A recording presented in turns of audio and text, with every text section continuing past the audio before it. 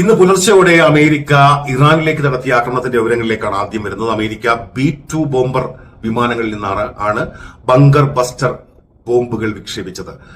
ഈ ബോംബുകളുടെ പ്രത്യേകത ഈ ഉപരിതലത്തിന്റെ 60 മീറ്റർ ആഴത്തിൽ വരെ പ്രഹരം ഉണ്ടാക്കാൻ ശേഷിയുള്ള ബോംബുകളാണ്. അമേരിക്കയെ സംബന്ധിച്ച് അമേരിക്കയുടെ ഏറ്റവും പ്രധാനപ്പെട്ട ഒരു വാർഹെഡാണ്, അല്ലെങ്കിൽ ഏറ്റവും പ്രധാനപ്പെട്ട ഒരു അവരുടെ ആയുധമാണ് ഈ ബോംബറുകൾ എന്ന് പറയാം. B-2 ബോംബർ വിമാനങ്ങൾ സ്റ്റെൽത്ത് ബോംബർ വിമാനങ്ങളാണെന്നതാണ് ഇതിന്റെ ഒരു പ്രത്യേകത. ആയിരക്കണക്കിന് ബോംബുകൾ വഹിക്കാൻ ശേഷിയുള്ള അത്യാധുനിക ബോംബറാണ് B-2 എന്ന് ഇതുമായി ബന്ധപ്പെട്ട് വിദഗ്ധർ വിശകലനം ചെയ്യുന്നു.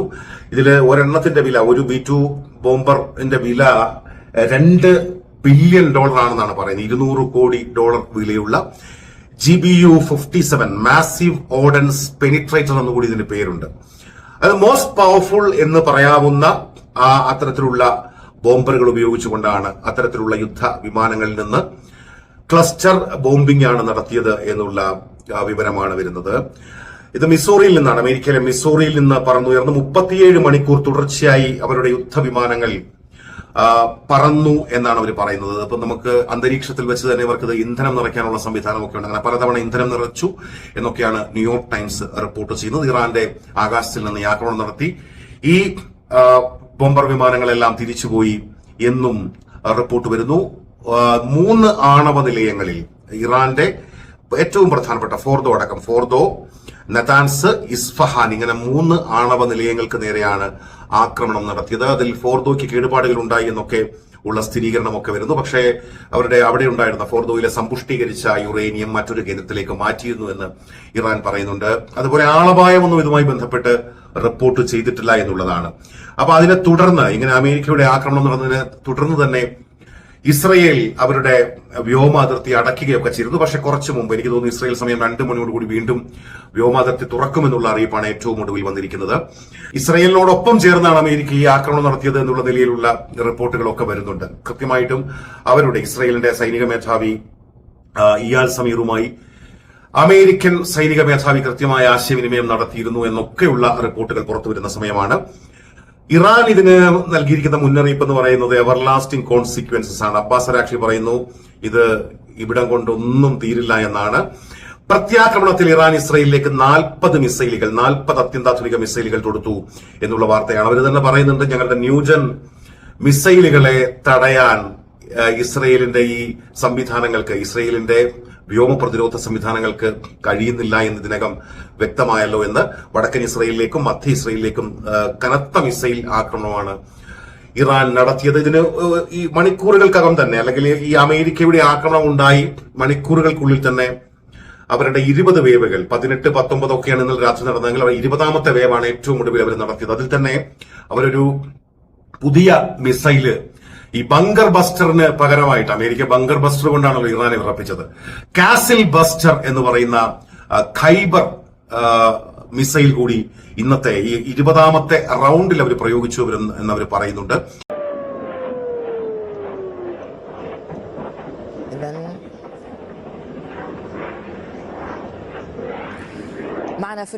അതേസമയം ഇപ്പോഴുണ്ടാകുന്ന ഒരു വലിയ സംശയം, ഈ പശ്ചിമേഷ്യയിലെ അമേരിക്കൻ കേന്ദ്രങ്ങളെ, അമേരിക്കൻ സൈനിക താവളങ്ങളെ ഇറാൻ ആക്രമിക്കുമോ എന്നുള്ള സംശയമാണ്. അതിനുള്ള സാധ്യതകൾ തള്ളിക്കളയപ്പെടുന്നില്ല. 5 വർഷം മുമ്പ് 2020 ജനുവരിയിൽ സമാനമായി ഖുദ്സ് ഫോഴ്സിന്റെ, ഇറാന്റെ ഖുദ്സ് ഫോഴ്സിന്റെ മേധാവിയെ ഇറാഖിൽ വെച്ച്, ബാഗ്ദാദിൽ വെച്ച് ഒരു ഡ്രോൺ ആക്രമണത്തിൽ അമേരിക്ക കൊലപ്പെടുത്തിയതിന് പ്രതികാരമായിട്ട് ഇറാഖിലെ അമേരിക്കൻ സൈനിക താവളത്തിലേക്ക് ഇറാൻ ആക്രമണം നടത്തിയിട്ടുണ്ട്. വലിയ ആക്രമണം, 12 മിസൈലുകൾ തുടർച്ചയായി അയച്ചുകൊണ്ടുള്ള ഒരു ആക്രമണം നടത്തിയിട്ടുണ്ട്. അപ്പൊ അതുകൊണ്ട് തന്നെ പശ്ചിമേഷ്യയിലെ സൈനിക കേന്ദ്രങ്ങൾക്ക് നേർക്ക്, ഇപ്പൊ ഇറാഖിലുണ്ട്, ജോർദാനിലുണ്ട്, സൈപ്രസിലുണ്ട്, സൗദി അറേബ്യ അടക്കമുള്ള GCC രാജ്യങ്ങളിലൊക്കെയും ഉണ്ട്.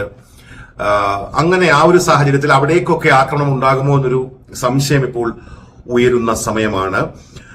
അതേസമയം ഇപ്പോ ഇറാൻ പറയുന്നത് മധ്യപൂർവേഷ്യയിൽ 40,000 സൈനികരുണ്ട്. അതായത് ഞങ്ങൾക്ക് 40,000 ടാർഗറ്റുകളുണ്ട്. ഞങ്ങളെ സംബന്ധിച്ച് 40,000 സൈനികർ എന്ന് വെച്ചാൽ 40,000 ടാർഗറ്റുകളാണ്. അത് ഇറാന് 2000 കിലോമീറ്റർ വരെയാണ് ഇറാൻ പറയുന്ന അവരുടെ മിസൈലുകളുടെ ദൂരപരിധി. ആ 2000 കിലോമീറ്ററുകൾക്കകത്ത് നിരവധി അമേരിക്കൻ ക്യാമ്പുകളുണ്ട് ഇറാന്റെ അതിർത്തിയിൽ എന്നുള്ളതാണ്. അമേരിക്കൻ ക്യാമ്പുകൾ എന്ന് പറഞ്ഞാൽ സൈനിക താവളങ്ങൾ.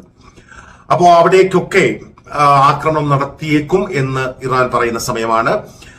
അതേസമയം ഇസ്രയേൽ ഇറാനിൽ നടത്തിയ ആക്രമണങ്ങളുടെ ഒരു കണക്കെടുക്കുമ്പോൾ ഇസ്ഫഹാൻ എയർപോർട്ടിലേക്കടക്കം ഇസ്രയേൽ ആക്രമണം നടത്തിയെന്ന് ഇസ്രയേലിന്റെ സൈന്യം അവകാശപ്പെടുന്നു. 8 മിസൈൽ ലോഞ്ചറുകൾ, ഇറാന്റെ 8 മിസൈൽ ലോഞ്ചറുകൾ തകർത്തതായിട്ടാണ് ഇസ്രയേൽ അവകാശപ്പെടുന്നത്. അതുപോലെ 2 F-5 ഫൈറ്റർ ജെറ്റുകൾ തകർത്തു എന്നും ഇസ്രയേലിന്റെ അവകാശവാദം വരുന്നു. അതുപോലെ ഇന്നലെ രാത്രിയിൽ ഇറാനിലെ ടബ്രിസിലേക്ക് ഇസ്രയേൽ ആക്രമണം നടത്തിയെന്നും 2 പേർക്ക് ആ ആക്രമണത്തിൽ പരിക്കേറ്റു എന്നും തസ്നിം ന്യൂസ് ഏജൻസി റിപ്പോർട്ട് ചെയ്യുന്നു. അതേസമയം ഈ പ്രത്യാക്രമണത്തിൽ ടെല്ലവീവിലെ റമാത്ത് അവീവ് പ്രദേശമടക്കം തകർത്ത് തരിപ്പണമാക്കി എന്നുള്ള വാർത്ത അത് ടെല്ലവീവ് മേയർ റോൺ ഹുൽദായ് തന്നെ സ്ഥിരീകരിക്കുന്നുണ്ട്. ഇപ്പൊ ചില കെട്ടിടങ്ങളൊക്കെ അവിടെ ഈ മിസൈൽ വീണ് തകർന്ന ഒന്നിലധികം കെട്ടിടങ്ങളിൽ ആളുകൾ ഉണ്ടായിരുന്നില്ല, അതുകൊണ്ട് വലിയ അപകടം ഒഴിവായി എന്നൊക്കെ അദ്ദേഹം പറയുന്നുണ്ട്. ഈ പ്രത്യാക്രമണങ്ങളിൽ ഇറാൻ ഉപയോഗിച്ചതായി പറയുന്ന ഡ്രോണുകൾ, സൂയിസൈഡ് ഡ്രോണുകളുണ്ട്, ഷഹീദ് 136 കോമ്പാറ്റ് ഡ്രോണുകളുണ്ട്. അവര് ഇന്നലെ കഴിഞ്ഞ മണിക്കൂറുകളിൽ ബെൻഗുരിയൻ എയർപോർട്ട്, മിലിറ്ററി കേന്ദ്രങ്ങൾ, ലോജിസ്റ്റിക്കൽ കേന്ദ്രങ്ങൾ അങ്ങനെയുള്ള കേന്ദ്രങ്ങളൊക്കെ ആക്രമിച്ച് തകർത്തു എന്നാണ്. അപ്പോൾ ശരിക്കും ഇറാൻ പറയുന്നത് ഇസ്രയേൽ പരാജയം സമ്മതിച്ചു. ഇസ്രയേലിലേക്ക് ഇറാൻ നിരന്തരമായി നടത്തിയ ആക്രമണങ്ങൾ അവരുടെ തന്ത്രപ്രധാന കേന്ദ്രങ്ങളെ തകർന്നടിയുന്ന നിലയിലേക്ക് പോയപ്പോഴാണ് അങ്കിൾ സാമിനെ വിളിച്ചത്, ഓടി വരൂ അമേരിക്കയെ രക്ഷിക്കണമെന്ന് പറഞ്ഞു. അപ്പൊ യഥാർത്ഥത്തിൽ ഇസ്രയേൽ പരാജയം സമ്മതിക്കുന്നത്. അതുകൊണ്ടാണ് അമേരിക്കയ്ക്ക് കൂടി ഇസ്രയേലിനെ രക്ഷിക്കാൻ വേണ്ടി യുദ്ധമുഖത്തേക്ക് ഇറങ്ങേണ്ടി വന്നത് എന്ന് ഇറാൻ പറയുന്നു. അപ്പൊ ഇറാൻ ഏറ്റവും ഒടുവിൽ പരീക്ഷിച്ച 20ാമത്തെ വേവിൽ പരീക്ഷിച്ച മിസൈലിന്റെ പേര് ഖൈബർ ഷെക്കാൻ എന്നാണ്. നേരത്തെ പറഞ്ഞ പോലെ കാസിൽ ബസ്റ്റർ ആണ്. ഇസ്രയേലിന്റെ കൊത്തളങ്ങളെ തകർത്തെറിയുന്ന കാസിൽ ബസ്റ്ററും അങ്ങനെ 20ാമത്തെ വേവിൽ ഇറാൻ ഉപയോഗിച്ചു. നേരത്തെ പറഞ്ഞതുപോലെ 18ാമത്തെ വേവിൽ അവർ 14 തന്ത്രപ്രധാന കേന്ദ്രങ്ങൾ തകർത്തു എന്നാണ് ഇറാന്റെ അവകാശവാദം. അതായത് സെൻട്രൽ ഹൈഫയിലെ സെയിൽ ടവർ, അത് വളരെ പ്രധാനപ്പെട്ട ഒരു കേന്ദ്രമാണ് ഇസ്രയേലിനെ സംബന്ധിച്ച്. അതായത് ഇസ്രയേൽ വാർ മിനിസ്ട്രിയുടെ പ്രധാന കേന്ദ്രങ്ങളുടെ ഓഫീസുകളൊക്കെ ഉൾപ്പെടുന്ന ഒരു കെട്ടിടമാണ്. ആർട്ടിഫിഷ്യൽ ഇന്റലിജൻസ് കമ്പനിയുടെ, അതായത് AI-12 എന്നാണ് അതിന്റെ പേര്. അതിന്റെ ലബോറട്ടറികൾ, മിലിറ്ററി സോഫ്റ്റ്വെയർ കമ്പനികളൊക്കെ അതിന്റെയൊക്കെ ആസ്ഥാനമെന്ന് പറയാവുന്ന സെയിൽ ടവർ ആക്രമിച്ച് സാരമായ കേടുപാടുകൾ വരുത്തിയെന്ന്. അതുപോലെ അവരുടെ സൈനിക മേധാവി പറയുന്നൊരു കാര്യമുണ്ട്. ഇപ്പൊ ഈ ഇസ്രയേൽ ഇറാനിലേക്ക് ആക്രമണം നടത്തി തിരിച്ചടിക്കാനുള്ള ഇറാൻ ഒരു അവസരം ഉണ്ടായത് അവർക്ക് പല കാര്യങ്ങളും പുതുതായി പഠിക്കാനുള്ള ഒരു അവസരം കൂടി ആയിരുന്നു എന്നാണ്. മിസൈലുകളുടെ തെരഞ്ഞെടുപ്പ്, അവ സഞ്ചരിക്കുന്ന വഴികൾ, അതുപോലെ ലക്ഷ്യസ്ഥാനങ്ങൾ, ഇതിനെക്കുറിച്ചൊക്കെ അവർ പുതിയ കണ്ടെത്തലുകൾ ഓരോ വിക്ഷേപണത്തിലും ഓരോ ആക്രമണത്തിലും അവർ നടത്തിക്കൊണ്ടിരിക്കുന്നുവെന്ന് ബ്രിഗേഡിയർ ജനറൽ അലി മുഹമ്മദ് നയേനി പറയുന്നു. IRGCയുടെ വക്താവാണ്. അതുപോലെ അദ്ദേഹം പറയുന്ന മറ്റൊരു കാര്യം, ഇസ്രയേലിന്റെ വടക്ക് മുതൽ തെക്കു വരെയുള്ള പ്രദേശങ്ങളിൽ ശക്തമായ ആക്രമണങ്ങൾ നടത്താൻ ഇസ്രയേലിൽ നടത്താൻ ഇറാന് കഴിഞ്ഞു എന്നുള്ളതാണ്. ഒരു മുന്നറിയിപ്പ് കൂടി ഇറാനിൽ നിന്ന് വരുന്നുണ്ട്. അത് അടുത്തതായിട്ട് ഇറാൻ ലക്ഷ്യം വെക്കുന്നത് ഇസ്രയേലിലെ ഡിമോണ ആണവ റിയാക്ടറാണ്. എന്തായാലും ഇറാന്റെ ആണവ കേന്ദ്രങ്ങളൊക്കെ ആക്രമിച്ച സ്ഥിതിക്ക് ഇസ്രയേലും അങ്ങനെ പോകണ്ട. ഇസ്രയേലിന്റെ ഡിമോണ ആണവ റിയാക്ടർ അടുത്ത മണിക്കൂറുകളിൽ ആക്രമിക്കുമെന്നുള്ള മുന്നറിയിപ്പാണ് ഇറാനിൽ നിന്ന് ഉണ്ടാകുന്നത്. അബ്ബാസ് അറാഖ്ചി, ഇറാന്റെ വിദേശകാര്യമന്ത്രി, അദ്ദേഹം IOC ഓർഗനൈസേഷൻ ഓഫ് ഇസ്ലാമിക് കോഓപ്പറേഷന്റെ ഒരു സമ്മിറ്റ് നടക്കുകയാണ് ഇസ്താംബുളിൽ, തുർക്കിയിൽ. അവിടെയാണ് അദ്ദേഹം നാളെ റഷ്യയിലേക്ക് പോകുന്നു. റഷ്യൻ പ്രസിഡന്റ് വ്ളാഡിമിർ പുടിനുമായി കൂടിക്കാഴ്ച നടത്തുന്നു. അപ്പോ അങ്ങനെയുള്ള കാര്യങ്ങളാണ്. ഇപ്പോൾ ഈ Cyprus, Jordan, Palestine, Syria, Iraq, GCC രാജ്യങ്ങൾ, ഇവിടെയൊക്കെയുള്ള ഏത് ക്യാമ്പിന് നേരെയും ഏത് സമയത്തും ആക്രമണം നടത്തും എന്നുള്ള മുന്നറിയിപ്പാണ് ഇറാൻ നൽകുന്നത്. അതിനവര് 5 വർഷം മുമ്പുള്ള ചരിത്രം ഓർമ്മിപ്പിക്കുന്നു. 2020 ജനുവരി 8-ാം തീയതി, ജനുവരി 3-ാം തീയതിയാണ് ഖാസിം സുലൈമാനി കൊല്ലപ്പെടുന്നത് ബാഗ്ദാദിൽ.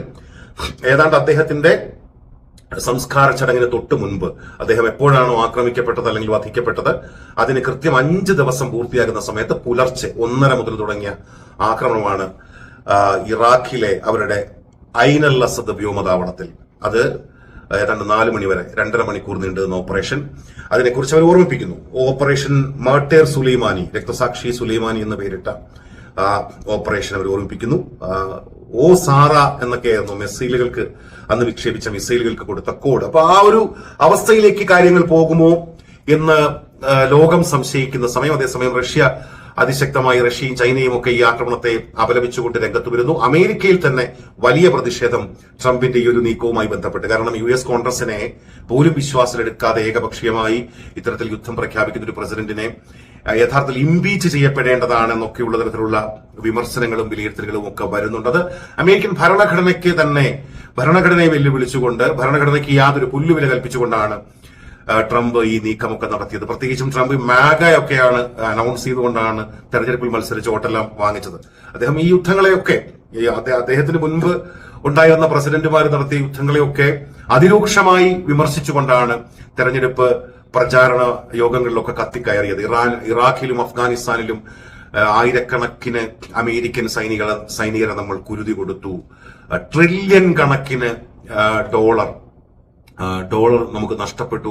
നമ്മുടെ ജനങ്ങളുടെ ടാക്സ് പേയേഴ്സിന്റെ പൈസ കൊണ്ട് അത്തരത്തിൽ യുദ്ധങ്ങളിലേക്ക് പോകുന്നതിൽ എന്തർത്ഥമാണ്? രാജ്യത്തിന് അത് കാലാകാലവും ബാധ്യതയും ഭീഷണിയും ഒക്കെയാണെന്നൊക്കെ പറഞ്ഞുകൊണ്ടാണ് എല്ലാ യുദ്ധങ്ങളും ഒഴിവാക്കുമെന്ന് പറഞ്ഞുകൊണ്ടാണ് ട്രംപ് അധികാരത്തിലേക്ക് വന്നത്. എന്നിട്ട് ട്രംപ് തന്നെ US കോൺഗ്രസിൽ പോലും ചർച്ച ചെയ്യാതെ അവരുടെ അനുമതി പോലും വാങ്ങാതെ നേരിട്ട് യുദ്ധത്തിൽ പങ്കെടുക്കുന്നു എന്ന നിലയിലുള്ള വലിയ വിമർശനങ്ങൾ. നേരത്തെ പറഞ്ഞ മാഗ എന്ന് പറഞ്ഞ മേക്ക് അമേരിക്ക ഗ്രേറ്റ് അഗെയിൻ, അതായിരുന്നു ട്രംപിന്റെ ക്യാമ്പയിൻ. അപ്പൊ അതെല്ലാം ഇപ്പൊ എവിടെ പോയി എന്നൊക്കെ ട്രംപിന്റെ വിമർശകർ ചോദിക്കുന്നുണ്ട്. ഇത് ഇപ്പോഴെങ്ങും അവസാനിക്കില്ല.